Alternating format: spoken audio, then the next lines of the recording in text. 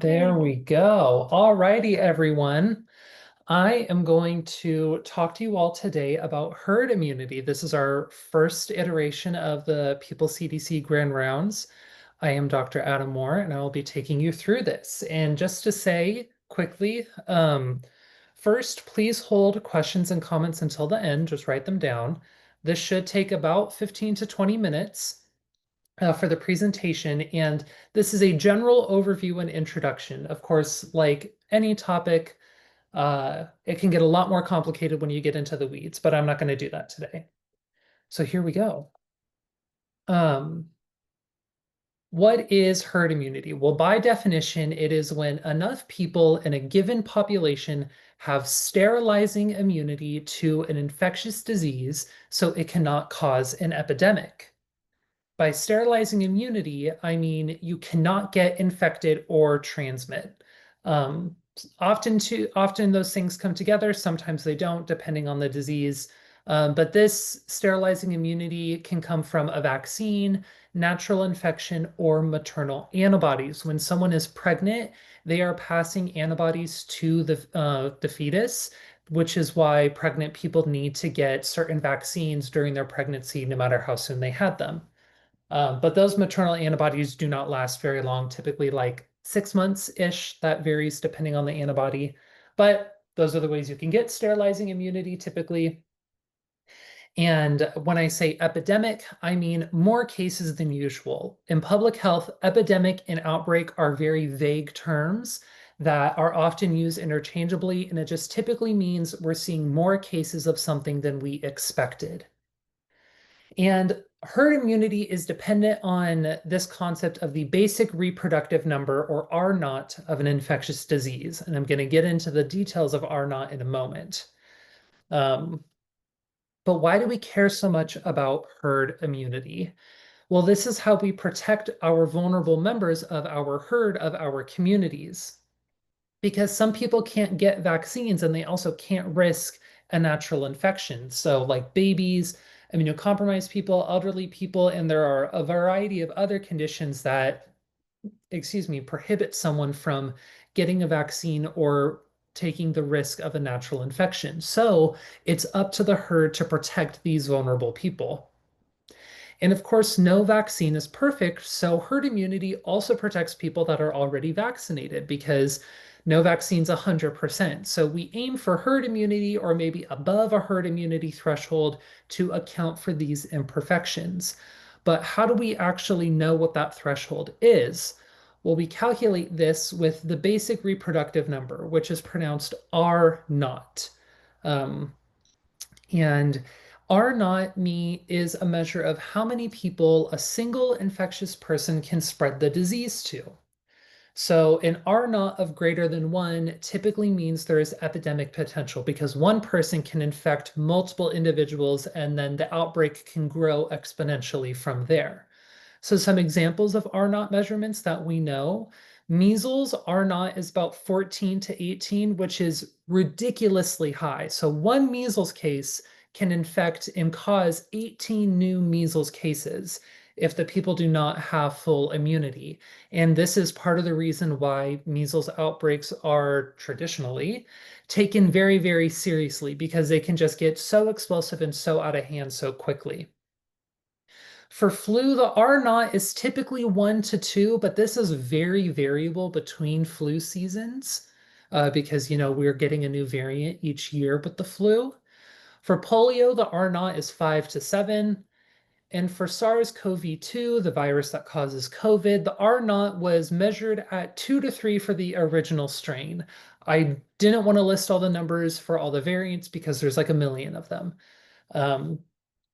But so this is the basic reproductive number, and we can use this to actually calculate what it takes to reach herd immunity.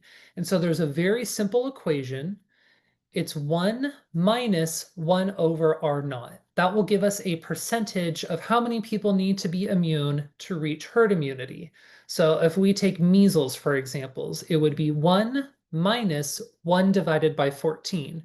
We can simplify that to 1 minus 0.07, which gets us to 0.93, or 93% of the herd needs full immunity. So that's pretty much everyone. 93% is the vast majority of the herd, and that's because the R naught is so high. Measles is so ridiculously contagious.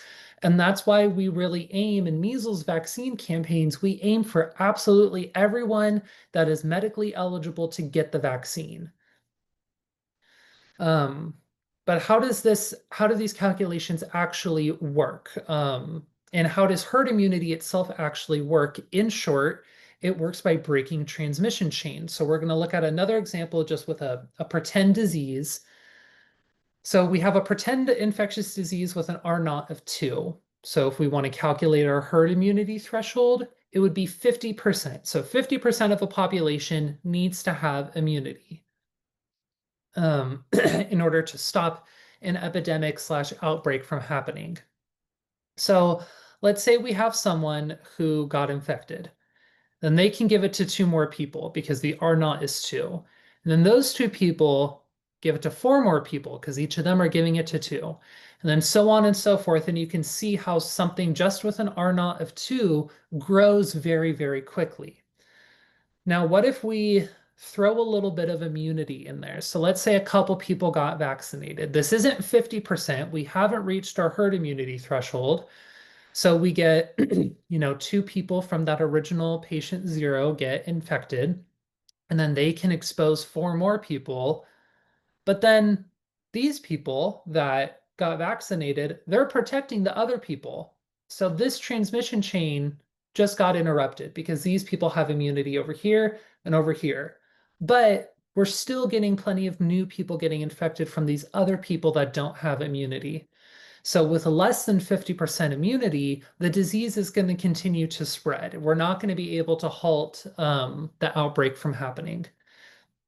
What happens if we actually got 50% of people immunized? So we have that first case spreading to 2 people. Already, this whole transmission chain is blocked off because this one person got immunized. So all of these people are protected. These people are vaccinated, which is great, but they actually maybe didn't need to get vaccinated because their transmission chain is blocked. But that's difficult to know in real life. And over here on the other side, we're still getting some spread, but we're getting people over here blocked, and these later transmission cycles are also blocked off.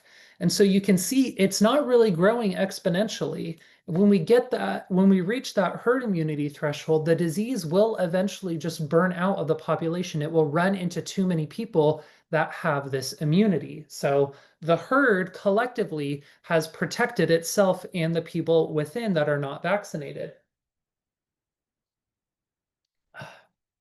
But herd immunity is a fickle thing. It is not permanent. People are entering and leaving herds or their communities all the time through death and birth and migration, etc. Herds are not stagnant things. They are very dynamic. And if enough new herd members don't have immunity and they enter the herd, then the herd can be compromised. And when that happens, you can lose herd immunity. And so we have an example of this, unfortunately, very relevant in Idaho. And this, Noha went over this a couple weeks ago in the People's Health briefing, and we talked about it a bit at the last meeting. So I'm digging into that a little bit more. In Idaho, according to an annual CDC survey of childhood vaccinations, 78% of Idaho kindergartners are vaccinated against polio. But is that enough to reach herd immunity? Well, the polio R naught is 5 to 7. So for polio herd immunity, we need 80 to 86% of people immunized. That is higher than this 78% of kindergartners. And this 78% didn't just suddenly happen. They've been on a downward trajectory for a few years. And now that it's at 78, we've dipped beneath our herd immunity threshold. And so we could say that Idaho kindergartners have lost herd immunity to polio.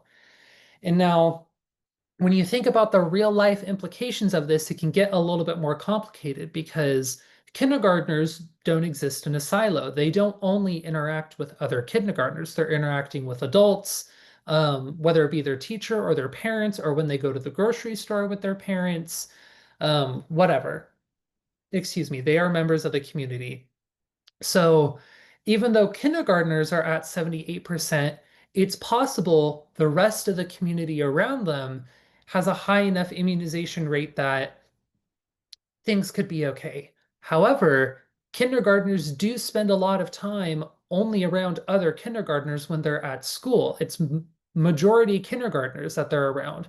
So if one kindergartner comes in with polio, then suddenly you can have 5, 6, 7 cases of polio, and then suddenly that grows exponentially from there. And because they have dipped beneath that herd immunity threshold, this kind of outbreak amongst kindergartners in Idaho is unfortunately a very real possibility.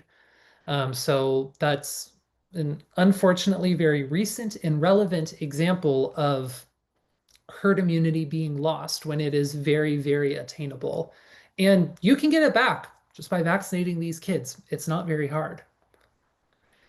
But what about SARS-CoV-2 herd immunity? This is really the inspiration for doing this grand rounds because there's been a whole lot of hullabaloo around SARS-CoV-2 or COVID herd immunity. I feel like since summer of 2020, we've been hearing, oh, well, we have herd immunity now. Oh, well, like with vaccines and natural infection, we all have herd immunity. Everything's fine. Forget about the millions of people that are getting sick each year.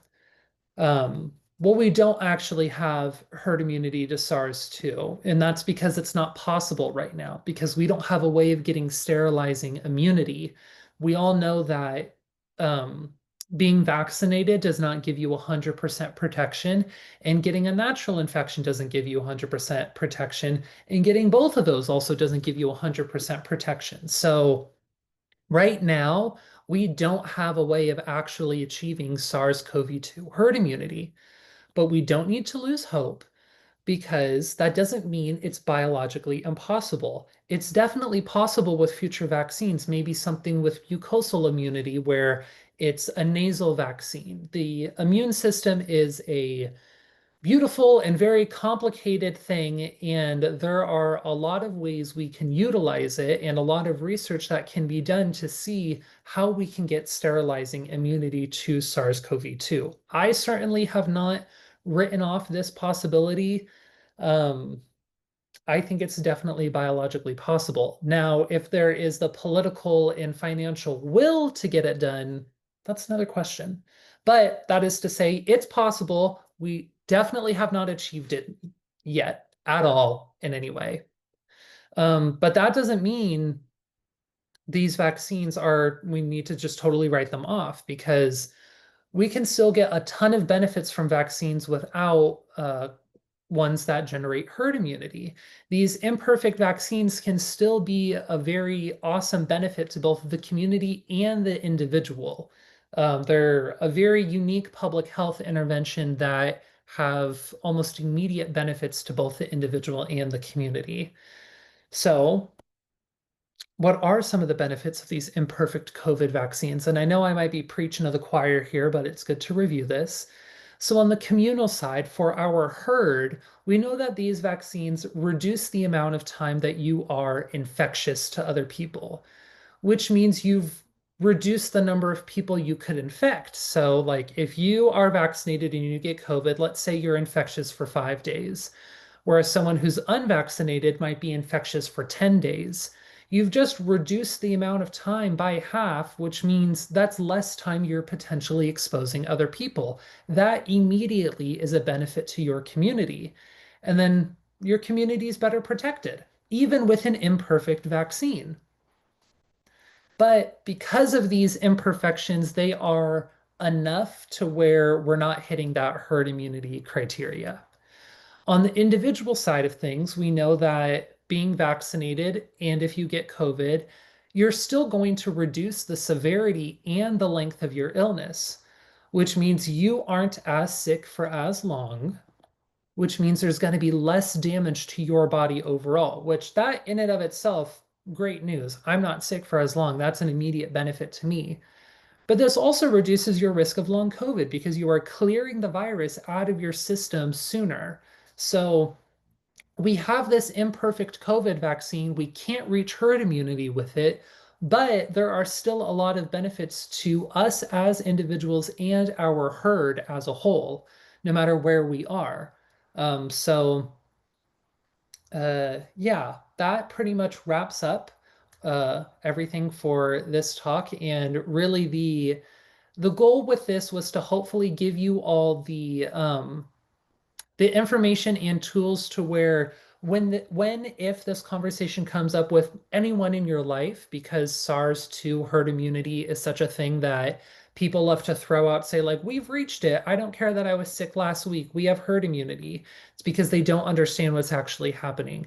Now, hopefully you all have the information and the tools and some examples to bring to those conversations and allow it to be more productive and informative to the people you're interacting with. And so we can end the recording and then I can take questions.